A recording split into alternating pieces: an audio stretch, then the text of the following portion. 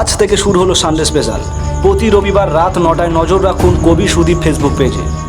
বিভিন্ন বিখ্যাত লেখকদের কিছু অসাধারণ রোমাঞ্চকর গল্প নিয়ে গল্প পাঠে থাকছি আমি সুদীপ চক্রবর্তী।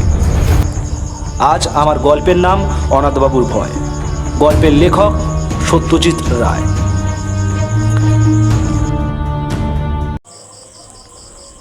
অনাথবাবুর সঙ্গে আমার আলাপ ট্রেনের কামরায়। আমি যাচ্ছিলাম রঘুনাথপুর হাওয়া বদলের জন্য। কলকাতায় খবরের কাগজের অফিসে চাকরি করি। গত কমাস ধরে কাজের চাপে দম বন্ধ হবার উপক্রম হয়েছিল। তাছাড়া আমার লেখার শখ, দু একটা গল্পের প্লটও মাথায় ঘুরছিল, কিন্তু এত কাজের মধ্যে কি আর লেখার ফুসরত জোটে? তাই আর 7-5 না ভেবে 10 দিনের পাওয়া ছুটি আর দিস্তেখানে কাগজ নিয়ে বেরিয়ে পড়লাম। এত জায়গা থাকতে রঘুনাথপুর কেন, তারও অবশ্যই একটা কারণ আছে। ওখানে বিনা খরচায় থাকার একটা ব্যবস্থা জুটে গেছে। আমার কলেজের সহপাঠী বীরেন বিশ্বাসের পৈতৃক বাড়ি রয়েছে রঘুনাথপুরে। কফি হাউসে বসে ছুটিতে কোথায় যাওয়া যায় এই আলোচনা প্রসঙ্গে বীরেন খুব খুশি হয়ে ওর বাড়িটা অফার করে বলল, আমি যেতুম, কিন্তু আমার এদিকে একটু ঝামেলা, বুঝতেই তো পাচ্ছিস। তবে তোর ওখানে কোনো অসুবিধা হবে না।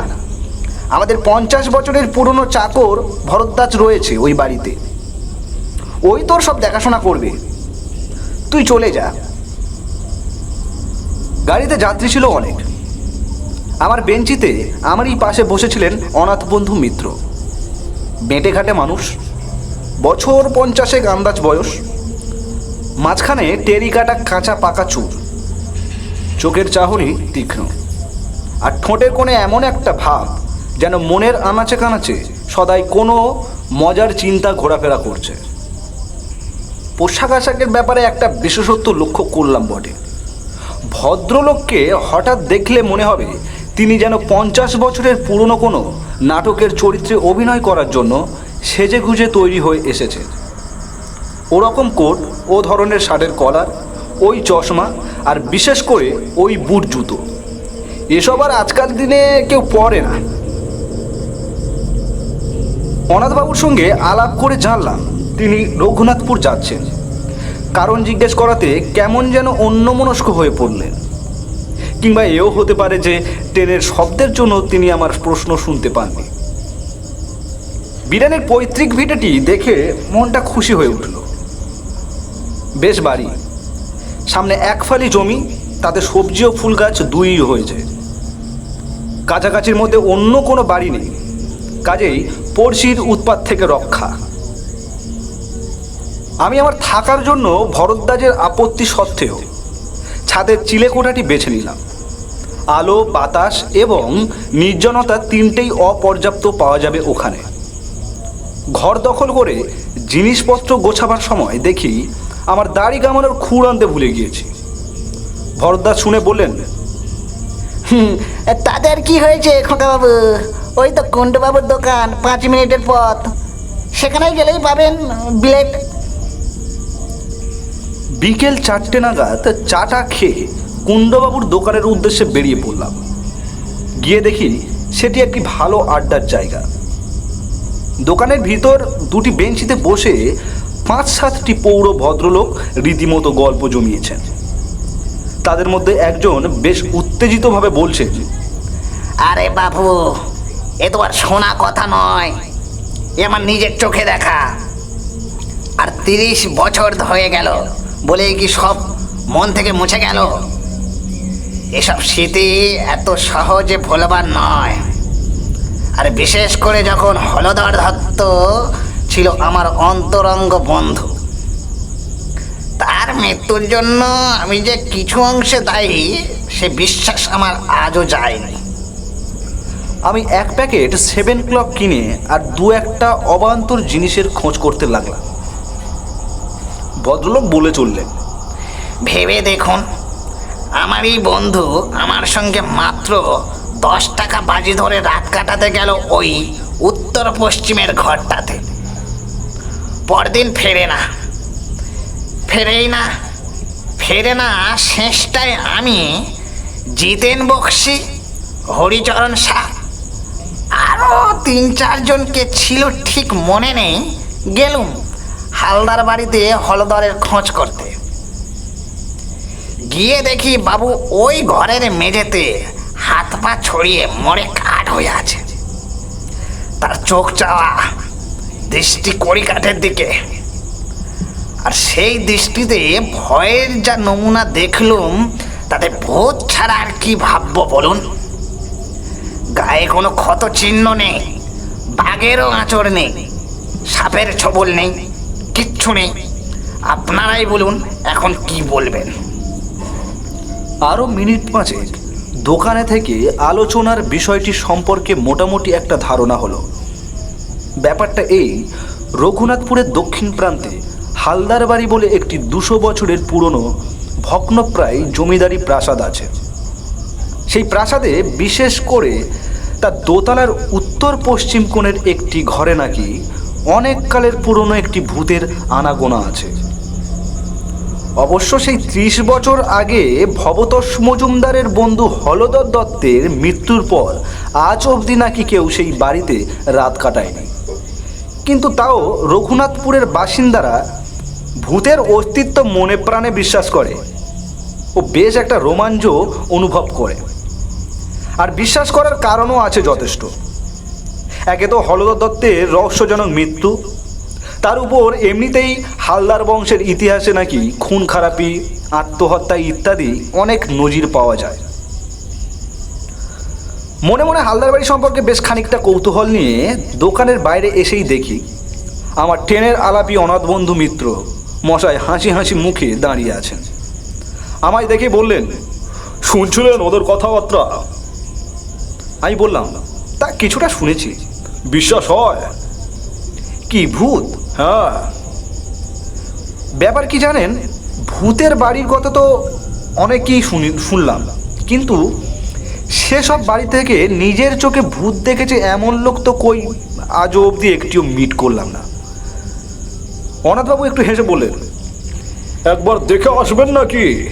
কি বাড়িটা? দেখে আসবো মানে? বাইরে থেকে আর কি, বেশি দূর তো নয়, বড়জোর মাইল খানেক। এই রাস্তা দিয়ে সোজা গিয়ে জোড়া শিবের মন্দির ছাড়িয়ে ডান হাতি রাস্তায় ঘুরে পটাক পথ। ভদ্রলোককে বেশ ইন্টারেস্টিং লাগছিল। আর তাছাড়া এত তাড়াতাড়ি বাড়ি ফিরে গিয়ে বা কী করব, তাই চললাম তার সঙ্গে। হালদারদের বাড়িটা দূর থেকে দেখা যায় না, কারণ বাড়ির চারপাশে বড় বড় গাছের জঙ্গল। তবে বাড়ির গেটের মাথাটা দেখা যেতে থাকে পৌঁছনোর প্রায় 10 মিনিট আগে থেকেই। বিরাট ফটক, মাথার উপর ভগ্নপ্রায় নহবতখানা। ফটকের ভিতর দিয়ে বেশ খানিক দূর রাস্তা গিয়ে তবে সদর দালান। 2-3টে মূর্তি আর ফোয়ারার ভগ্নাবশেষ থেকে বুঝলাম যে বাড়ি আর ফটকের মাঝখানের এই জায়গাটা আগে বাগান ছিল। বাড়িটি অদ্ভুত, কারুকার্যের কোনো বাহার নেই তার কোনো জায়গায়, কেমন যেন একটা বেচপ চৌকো চৌকো ভাব। বিকেলের পরন্ত রোদ এসে পড়েছে তার শ্যাওলাবৃত্ত দেওয়ালে। মিনিট খানেক চেয়ে থাকার পর অনাথবাবু বললেন, আমি যতদূর জানি রোদ থাকতে ভূত বেরোয়। তারপর আমার দিকে চেয়ে চোখ টিপে বললেন, একবার চট করে সেই ঘরটা দেখে এলে হতো না? সেই উত্তর পশ্চিমের ঘর, যে ঘরে? হ্যাঁ, যে ঘরে হলদর দত্তের মৃত্যু হয়েছিল। ভদ্রলোকে তো এসব ব্যাপারে দেখছি একটু বাড়াবাড়ি রকমের আগ্রহ। অনাথবাবু বোধ হয় আমার মনের ভাবটা আঁচ করতে পেরেই বললেন, খুব আশ্চর্য লাগছে না? আসলে কি জানেন, আপনাকে বলতে দ্বিধা নেই। আমার রঘুনাথপুর আসার একমাত্র কারণ হলো এই বাড়িটা। বটে? আজ্ঞে হ্যাঁ, ওটা যে ভূতের বাড়ি আমি কলকাতায় থাকতে সে খবরটা পেয়ে ওই ভূতটিকে দেখব বলে এখানে এসেছি। আপনি সেদিন ট্রেনে আমার আসার কারণটা জানতে চাইতেন। আমি উত্তর না দিয়ে অভদ্রতা করলাম বটে, কিন্তু মনে মনে স্থির করেছিলাম যে উপযুক্ত সময় এলে, অর্থাৎ আপনি কীরকম লোক সেটা আরেকটু জেনে নিয়ে আসল কারণটা নিজে থেকেই বলবো।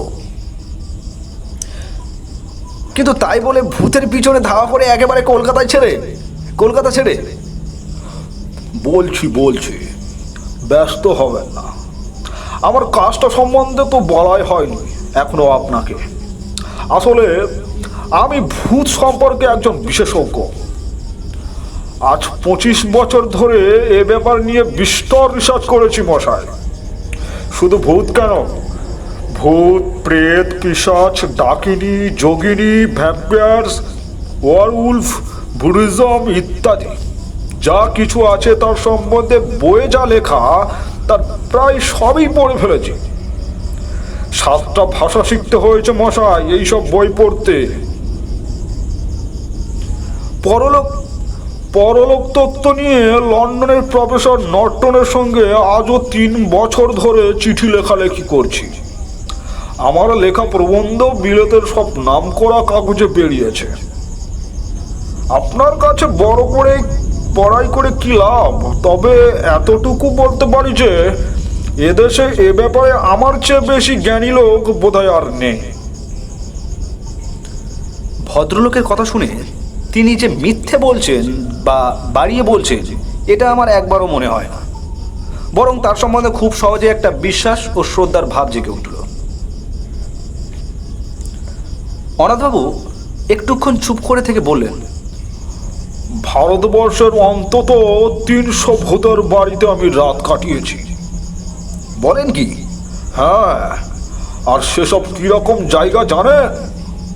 এই ধরুন জব্বলপুর, কাশিয়াং, চেরাপুঞ্জি, কাঁথি, কাটোয়া, যোধপুর, আজিমগঞ্জ, হাজারিবাগ, সিউড়ি, বারাসাত, আর কত চাই। 56টা ডাক বাংলো আর কম করে 30টা নীলকুঠিতে আমি রাত্রি যাপন করেছি। এছাড়া কলকাতা এবং আর তার কাছাকাছির মধ্যে অন্তত 50খানা বাড়ি তো আছে। কিন্তু অনাথবাবু হঠাৎ থেমে গেলেন, তারপর ধীরে ধীরে মাথা নেড়ে বললেন, ভূত আমায় ফাঁকি দিয়েছে মশাই। হয়তো ভূতকে যারা চায় না, ভূত তাদেরই কাছেই আসে। আমি বারবার হতাশ হয়েছি। মাদ্রাজে ত্রিচিনপল্লীতে 150 বছরের পুরনো একটা সাহেবদের পরিত্যক্ত ক্লাব বাড়িতে ভূত একবার কাছাকাছি এসেছিল। কিরকম জানেন? অন্ধকার ঘর, 1 ফোঁটা বাতাস নেই।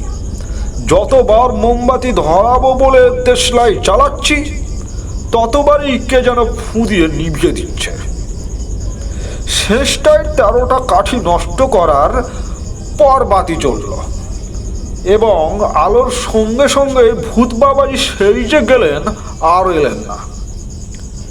হ্যাঁ, আর একবার কলকাতার ঝামাপুকুরের এক হানা বাড়িতেও একটা ইন্টারেস্টিং অভিজ্ঞতা হয়েছিল।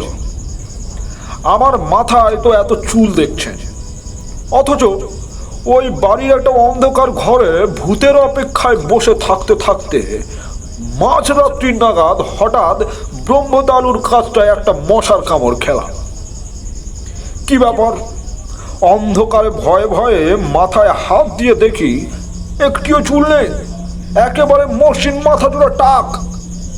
একই আমার মাথায় অন্য কারোর মাথা হাত দিয়ে নিজের মাথা বলে মনে করছি, কিন্তু মশার কামড়টা তো আমি খেলাম। টর্চটা জেলে আয়নার দিকে টাকের কোনো চিহ্ন মাত্র নেই। আমার যে চুল সেই চুলই রয়েছে আমার মাথায়। ব্যাস, এই দুটি ছাড়া আর কোনো ভুতুরে অভিজ্ঞতা এত চেষ্টা সত্ত্বেও আমার হয়নি। তাই ভূত দেখার আশা একরকমই ছেড়েই দিয়েছিল। এমন সময় একটা পুরনো বাঁধানো প্রবাসীতে রঘুনাথপুরের এই বাড়িটার একটা উল্লেখ পেলাম। তাই ঠিক করলাম একটা শেষ চেষ্টা করে আসব। অনাথবাবুর কথা শুনতে শুনতে কখন যে বাড়ির সদর দরজায় এসে পড়েছি সে খেয়াল ছিল না। ভদ্রলোক তার ট্যাগ ঘড়িটা দেখে বললেন, আজ 5:31 সূর্যাস্ত, এখন 5:15। চলো, রোদ থাকতে থাকতে একবার ঘরটা দেখে আসি। ভূতের নেশাটা বোধহয় সংক্রামক, কারণ আমি অনাথবাবুর প্রস্তাবে কোনো আপত্তি করলাম না, বরঞ্চ বাড়ির ভিতরটা আর বিশেষ করে দোতলার ওই ঘরটা দেখবার জন্য বেশ একটা আগ্রহ হচ্ছিল। সদর দরজা দিয়ে ঢুকে দেখি বিরাট উঠোন ও নাটো মন্দির। 100-150 বছরের কত উৎসব, কত অনুষ্ঠান, কত পূজা পার্বণ, যাত্রা, কত কথা এখানে হয়েছে, তার কোনো চিহ্ন নেই আজ। উঠোনের 3 দিকে বারান্দা। আমাদের ডাইনে বারান্দার যে অংশ, তাতে একটি ভাঙা পালকি পড়ে আছে এবং পালকিটি ছাড়িয়ে হাত 10 গিয়েই দোতলায় যাবার সিঁড়ি। সিঁড়িটা এমনই অন্ধকার যে উঠবার সময় অনাথবাবুকে তার কোটের পকেট থেকে একটি টর্চ বার করে জ্বালাতে হলো। প্রায় অদৃশ্য মাকড়সার জালের বুহ ভেদ করে কোনো রকমে দোতলায় পৌঁছানো গেল। মনে মনে বললাম, এ বাড়িতে ভূত থাকা স্বাভাবিক নয়। দোতলার বারান্দায় দাঁড়িয়ে হিসাব করে দেখলাম, বাঁ দিক দিয়ে সোজা চলে গেলে ওই যে ঘর, ওটাই হলো উত্তর পশ্চিমের ঘর। অনাথবাবু বললেন, সময় নষ্ট করে লাভ নেই, চলুন এগোই। এখানে বলে রাখি, বারান্দায় কেবল একটি জিনিস ছিল, সেটি একটি ঘড়ি, যাকে বলে গ্র্যান্ডফাদার ক্লক। কিন্তু তার অবস্থা খুবই শোচনীয়, কাঁচ নেই, বড় কাঁটাটিও উধাও, পেন্ডুলামটি ভেঙে কাত হয়ে পড়ে আছে। উত্তর পশ্চিমের ঘরের দরজাটি ভেজানো ছিল। অনাথবাবু যখন তার ডান হাতের তর্জনী দিয়ে সন্তর্পণে ঠেলে দরজাটি খুলেছিলেন, তখন বিনা কারণেই আমার গাটা ছমছম করছিল। কিন্তু ঘরের ভিতর ঢুকে অস্বাভাবিক কিছু লক্ষ্য করলাম না। দেখে মনে হয় এককালে এটা বৈঠকখানা ছিল। ঘরের মাঝখানে বিরাট টেবিল, তার কেবল পায়াচারখানায় রয়েছে, উপরে তক্তাটা নেই। টেবিলের পাশে জানলার দিকে একটি আরাম কেদারা। অবশ্যই এখন আর সেটি আরামদায়ক হবে কিনা সন্দেহ, কারণ তার একটি হাতল ও বসবার জায়গার বেতের খানিকটা অংশ লোপ পেয়েছে। উপরের দিকে চেয়ে দেখি ছাদ থেকে ঝুলছে একটি টানা পাখার ভগ্নাংশ, অর্থাৎ তার দড়ি নেই, কাঠের ডান্ডাটা ভাঙা এবং ঝালরের অর্ধেকটা ঘেরা। এছাড়া ঘরে আছে একটি খাঁচকাটা বন্দুক রাখার তাক, একটি নলবিহীন গড়গড়া আর 2খানা সাধারণ হাতল ভাঙা চেয়ার। অনাথবাবু কিছুক্ষণ একেবারে স্তব্ধ হয়ে রইলেন। মনে হলো খুব মনোযোগ দিয়ে কি একটা অনুভব করার চেষ্টা করলেন। প্রায় মিনিট খানেক পরে বললেন, একটা গন্ধ পাচ্ছেন? কি গন্ধ? মাদ্রাজি ধূপ, মাছের তেল আর মভা পোড়ার গন্ধ মেশানো একটা গন্ধ। আমি দু একবার বেশ জোরে জোরে শ্বাস টানলাম।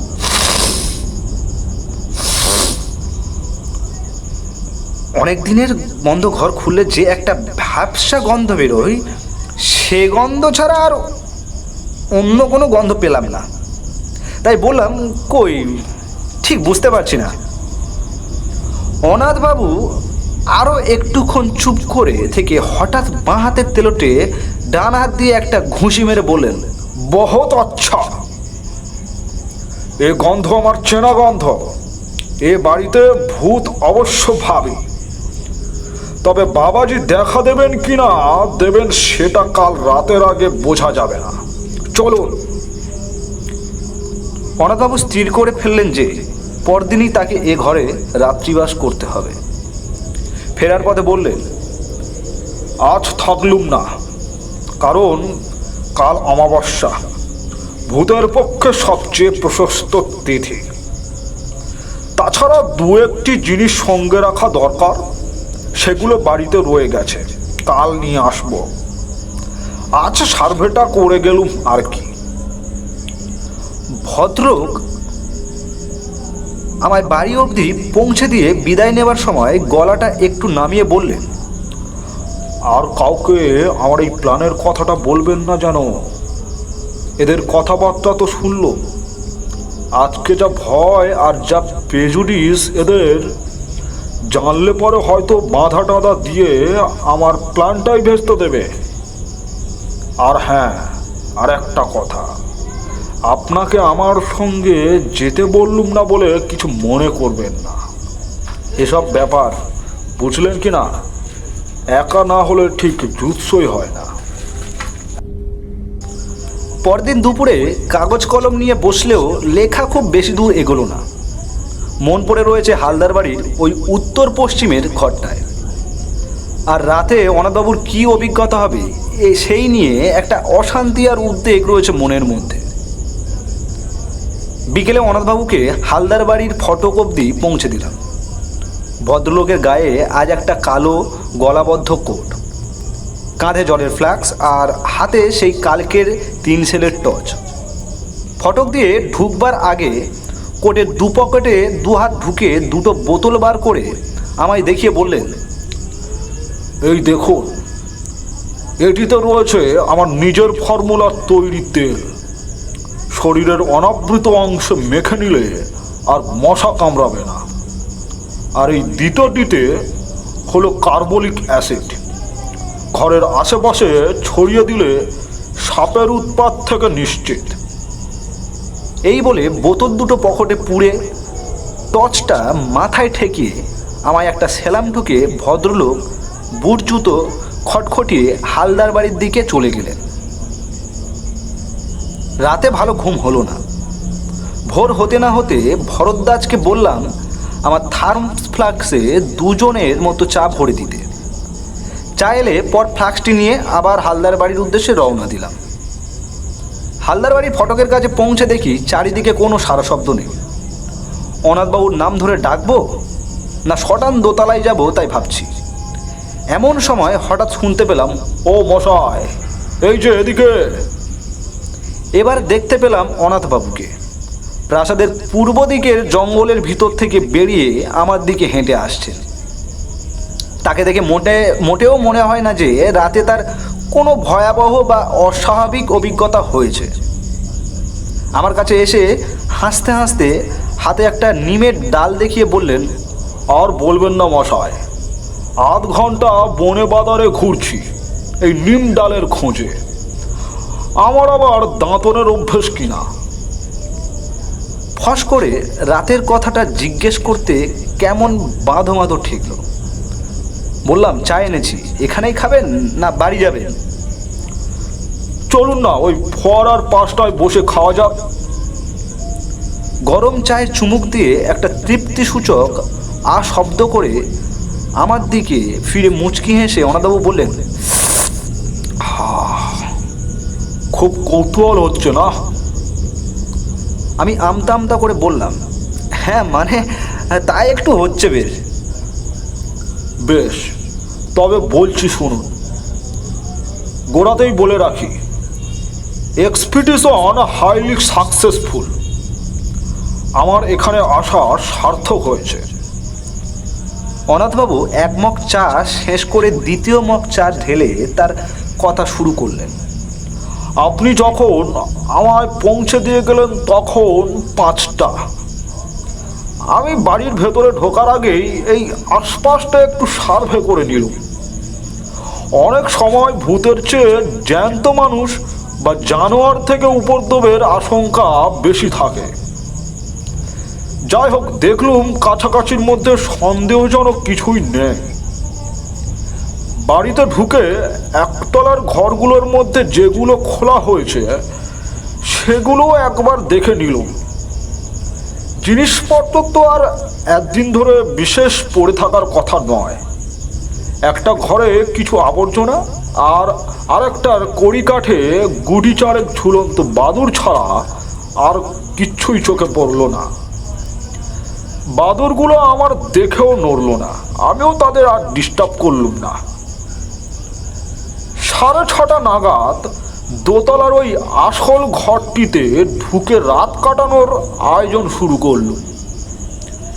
একটা ঝাড়ন এনেছিল, তাই দিয়ে প্রথমে আরাম কেদারাটিকে ঝেড়ে পুড়ে সাফ করল।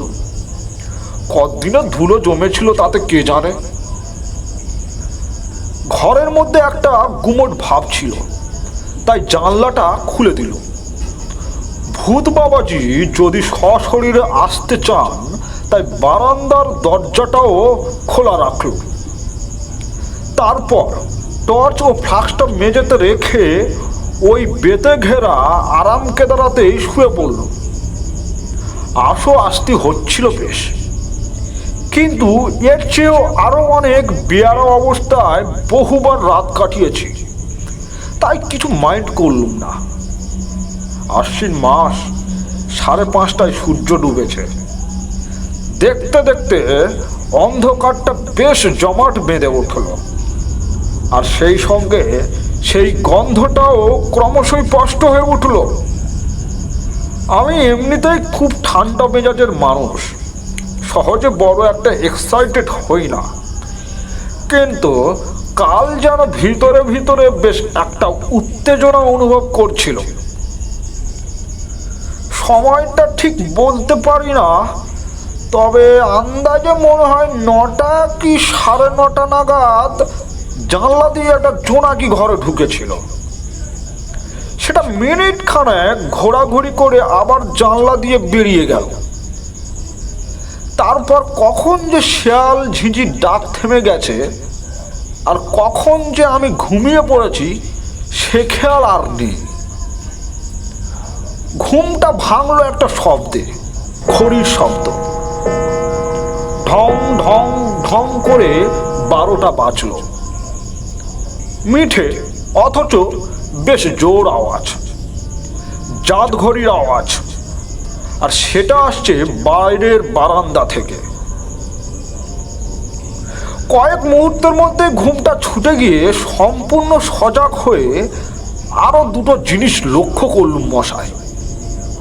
এক, আমি আরাম কেদারায় সত্যি খুব আরামে শুয়ে আছি। ছেলেটা তো নেই, বরং উল্টে আমার পিঠের তলায় কে যেন একটা বালিশ গুজে দিয়েছে।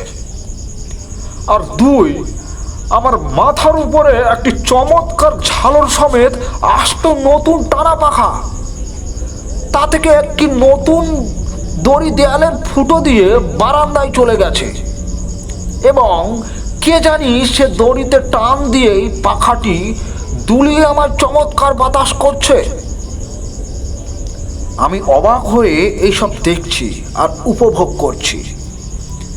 এমন সময় খেয়াল হলো অমাবস্যার রাত্রিরে কি করে জানি ঘরটা চাঁদের আলোয় আলো হয়ে গেল। তারপর নাকে এলো একটা চমৎকার গন্ধ। পাশ ফিরে দেখি কে জানি একটা আলগোলা রেখে গেছে, আর তার থেকে ভুর ভুর করে বেরোচ্ছে একেবারে সেরা অম্বুরি তামাকের গন্ধ। অনাথবাবু একটু থামলেন, তারপর আমার দিকে ফিরে হেসে বললেন, বেশ মনোরম পরিবেশ নয় কি? আমি বললাম, শুনে তো ভালোই লাগছে, আপনার রাতটা তাহলে মোটামুটি আরামেই কেটেছে বলুন। আমার প্রশ্ন শুনে অনাথবাবু হঠাৎ গম্ভীর হয়ে গেলেন। খানিকক্ষণ অপেক্ষা করে আমি আর ধৈর্য না রাখতে পেরে বললাম, তাহলে কি সত্যি আপনার কোনো ভয়ের কারণ ঘটেনি? ভূত কি আপনি দেখেননি? অনাথবাবু আবার আমার দিকে চাইলেন। এবার কিন্তু আর ঠোঁটের কোণে সেই হাসিটা নেই। ধরা গলায় ভদ্রলোক প্রশ্ন এলো, পরশু যখন আপনি ঘরটায় গেলেন তখন কড়িকাঠের দিকটা ভালো করে লক্ষ্য করেছিলেন কি? আমি বললাম, তেমন ভালো করে দেখিনি বোধহয়। কেন বলুন তো? অনাথবাবু বললেন, ওখানে একটা বিশেষ ব্যাপার রয়েছে, সেটা না দেখলে বাকি ঘটনাটা বোঝাতে পারবো না। চলুন। অন্ধকার সিঁড়ি দিয়ে উঠতে উঠতে অনাথবাবু কেবল একটি কথা বললেন, আমার আর ভূতের পিছনে ধা করতে হবে না সীতেশ বাবু, কোনো দিনই না। সে শখ মিটে গেছে। বারান্দা দিয়ে যাবার পথে ঘড়িটার দিকে চেয়ে দেখলাম সেই রকম ভাঙা অবস্থা। ঘরের দরজার সামনে পৌঁছে অনাথবাবু বললেন, চলুন। দরজাটা ভেজানো ছিল, আমি হাত দিয়ে ঠেলেই ঘরের মধ্যে ঢুকলাম। তারপর দুপা এগিয়ে মেঝের দিকে চোখ পড়তেই আমার সমস্ত শরীরে একটা বিস্ময় আতঙ্কের শিহরণ খেলে গেল। বুট জুতো পরা ও কে পড়ে আছে মেঝেতে? আর বারান্দার দিক থেকে কার অট্টহাসি হালদার বাড়ির আনাচে কানাচে প্রতিধ্বনিত হয়ে আমার রক্ত জল করে আমার জ্ঞান বুদ্ধি চিন্তা সব লোপ পাইয়ে দিচ্ছে। তাহলে কি? আর কিছু মনে নেই আমার। যখন জ্ঞান হলো, দেখি ভরদ্বাজ আমার খাটের পায়ের দিকে দাঁড়িয়ে আছে, আর আমায় হাত পাকা দিয়ে বাতাস করছেন ভবতোষ মজুমদার। আমার চোখ খুলতে দেখেই ভবতোষবাবু বললেন, বাকি সিধুচরণ আপনাকে দেখেছিল বাড়িতেই ঢুকতে, নইলে কি যে দশা হতো আপনার জানি না। ওখানে গেছিলেন কোন আক্কেলে? আমি বললাম, অনাথবাবু যে রাত্রে। ভবতোষবাবু বাধা দিয়ে বললেন, আর অনাথবাবু, কাল যে অতগুলো কথা বললুম সেসব বোধহয় কিছুই বিশ্বাস করেননি ভদ্রলোক। ভাগ্যে আপনি তার সঙ্গে সঙ্গে রাত কাটাতে যাননি তো বাড়িতে। দেখলেন তো ওর কি অবস্থা? হলধরের যা হয়েছিল ওরও ঠিকই তাই, মোড়ে একেবারে কাঠ, আর চোখ ওই ঠিক সেইভাবে চাওয়া, সেই দৃষ্টি সেই কড়িকাঠের দিকে। আমি মনে মনে বললাম, না, মোড়ে কাঠ নয়, মোড়ে কি হয়েছে অনাথবাবু তা আমি জানি। কালো সকাল গেলে দেখতে পাবো তাকে গায়ে কালো কোট, পায়ে বুট জুতো, হালদার বাড়ির পূব দিকের জঙ্গল থেকে নিমের দাঁতন হাতে হাসতে হাসতে বেরিয়ে আসছেন।